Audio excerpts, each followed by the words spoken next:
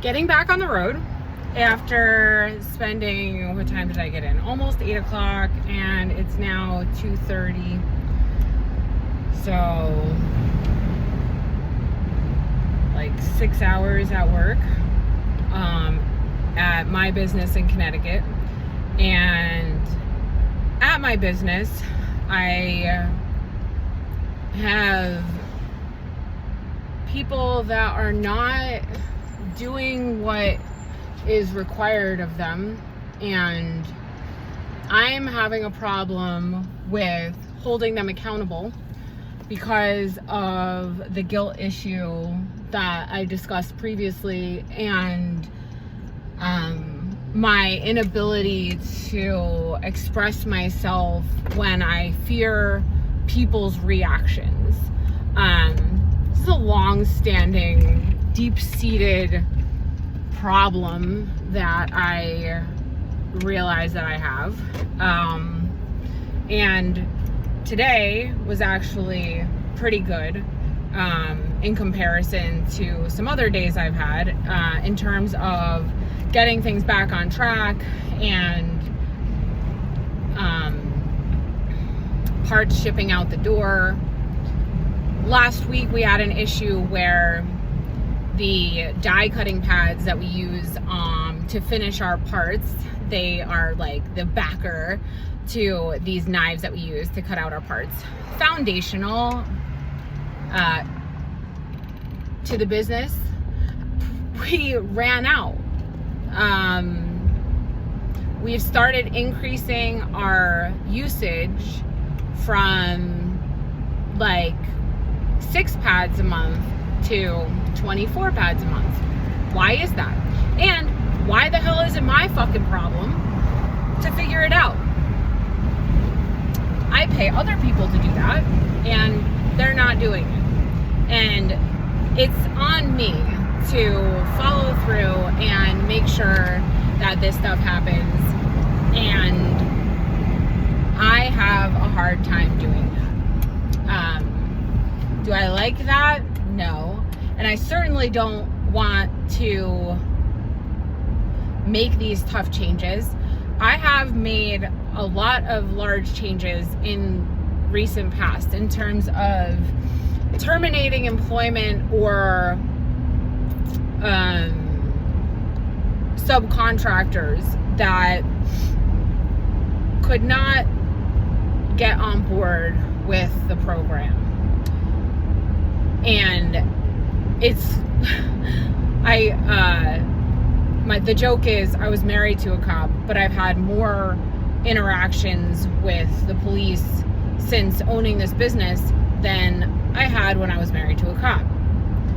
It's not exactly true, but it's kind of funny. And I've had way more interactions than I needed to.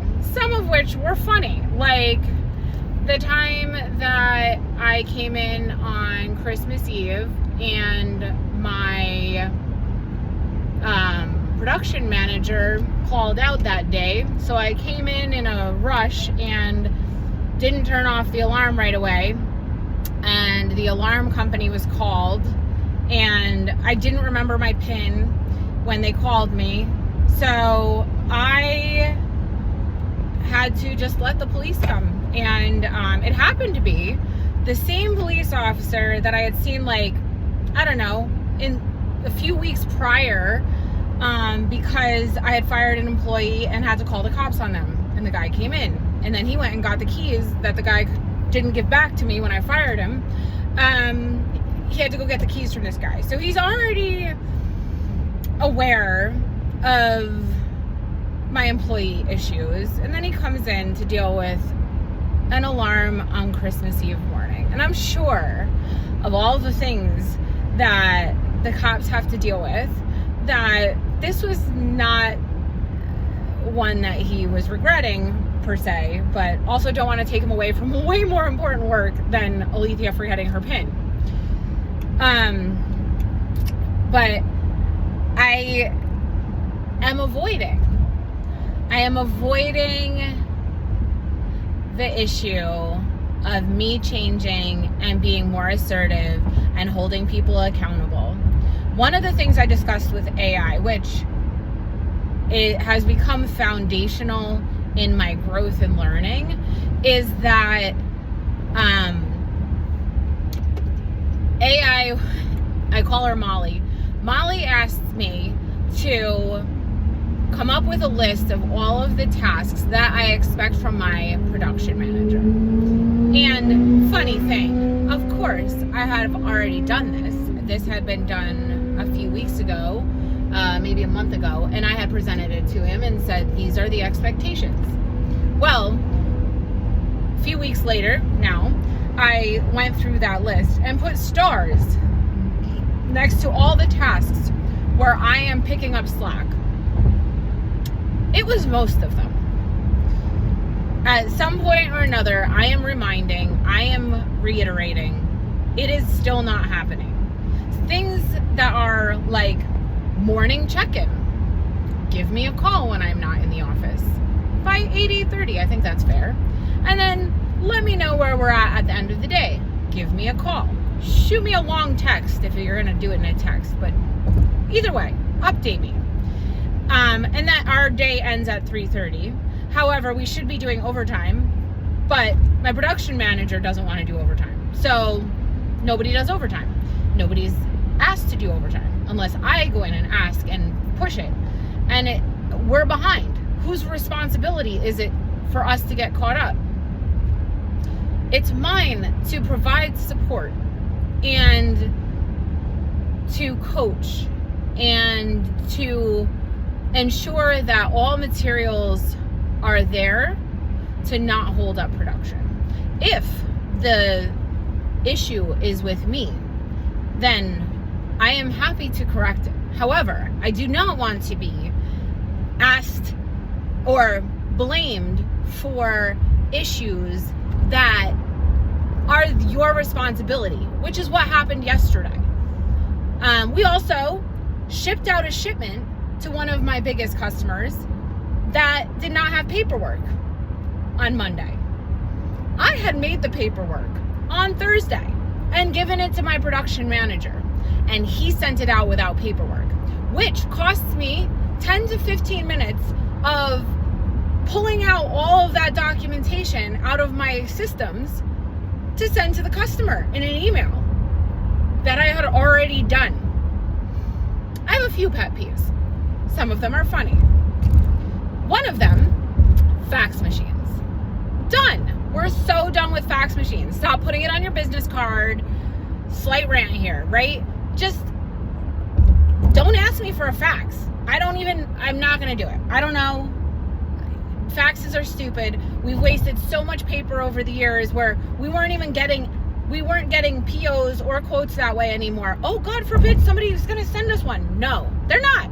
They're not. But what we will get are really stupid advertisements that are just going to print on paper that we pay for of advertisements of things we don't even want. So no fax machines. Number 2, carbon copy paper. We have sheets of carbon copy paper that we used for years in between our packing or bill of ladings when we have somebody sign, so they don't have to sign twice. They don't even have to sign their own. I don't care. They just need to sign ours. We do not need carbon copy paper. Why did we do that for all these years? Carbon copy paper, no. Again, no. Just no. Okay, for tattoos, I get it. Okay, but not in business anymore. Obsolete, outdated, no. Rolodex, not my problem. I kind of like them. They're a little nostalgic. I remember when I used to go into my family's plastic manufacturing company when I was super young, and I have a Rolodex from the guy that I bought the business from, and I have to admit, I kind of like it. Okay, so Rolodexes aren't the problem, although they probably should be on that list. But the other thing that drives me nuts, and this is where I was going with this, full circle, here we go, is that I don't like doing things twice. I really don't like it. And what I do like about my production manager in New York is he understands the things that drive me nuts. So it's a joke. Also understands that doing things twice costs everybody. It costs money. It costs time, which is the most valuable thing we have. Why would we want to do that? And I gave the paperwork to him on Thursday because I was out Friday and I was not going to be in first thing in the morning on Monday. I was in as soon as I could, but usually the truck gets there before I get there. So, slightly annoyed. And that's not the only thing, right? There's a list of things. Today, my production manager did not come in and talk to me first thing. He did come in at one point and talk to me about one thing and then left. But there was no meeting that I have requested multiple times on a regular basis to check in. Is there anything you need from me today? From both of us. Is there anything I need from him? Or is there anything he needs from me? I don't know. And what are the machine issues that are going on? Where are we with all of the machines in production? I was not there yesterday because, like I said, I split my time between two facilities, one in New York and one in Connecticut. So anyway, rant over. I need to change. That's the point. Change is hard. Change is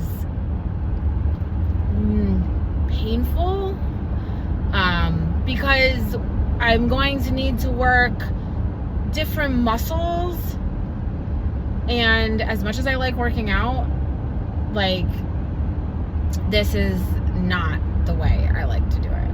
I like to work out at a gym maybe, or at home on my workout bands that hang from my tree outside my camper. I like to go for hikes. I like to lift heavy things at the gym. It's kind of fun, but I don't like working this muscle. So I will. Wish me luck. And don't forget to follow Full Moon in Aries. I am, therefore I am becoming.